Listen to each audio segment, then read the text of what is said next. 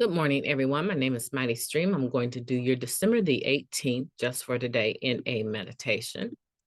Let's go ahead and get into that meditation. The title of it, The Message of Our Meetings.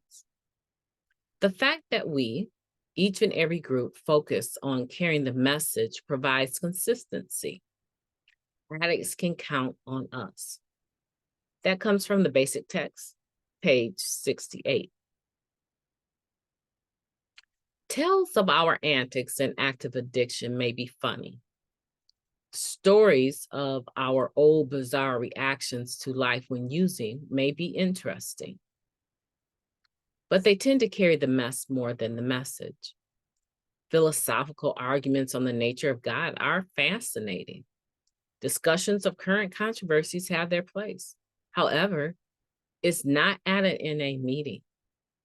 Those times when we grow disgusted with meetings and find ourselves complaining that they don't know how to share or it was another whining session are probably an indication that we need to take a good, hard look at how we share.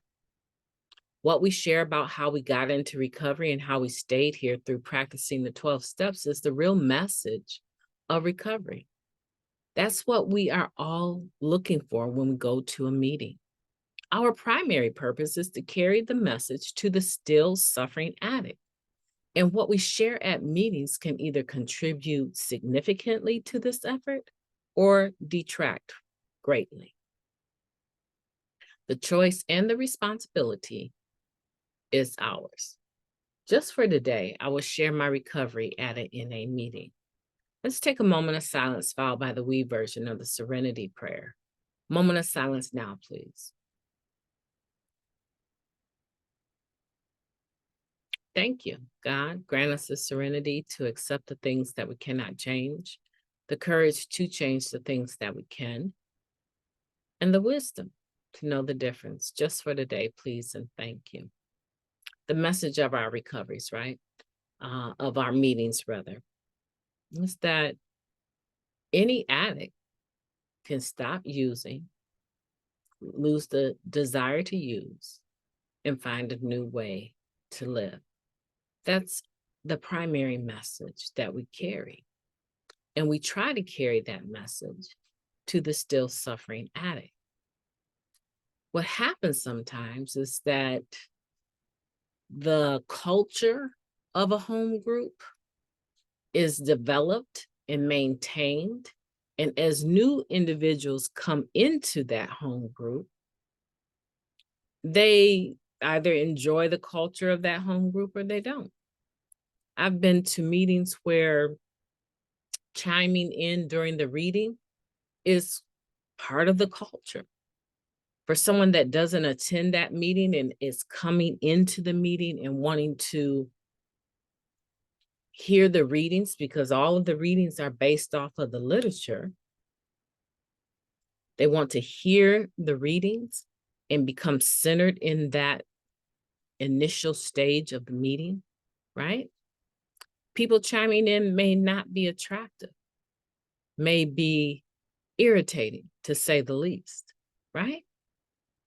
But to someone else, they may actually enjoy that open participation.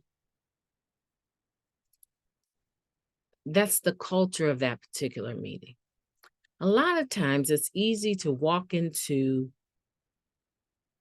a group that we're not a part of. We haven't helped establish the culture of it and complain about it. They don't know how to share. I give glory and honor to the God of my understanding, who I call Christ, Buddha, or whatever, right? You hear them share like that, you think to myself, okay, we just pulled religion into the meeting, but okay, right? Or we hear newcomers, or not even necessarily newcomers, just people in the meeting going on and on and on about the same situation. That life was this, it was so bad, they got to go to court, they can't see their kids, and you think to yourself, that's all a part of the wreckage of our past. Change your behavior, and some of that might change.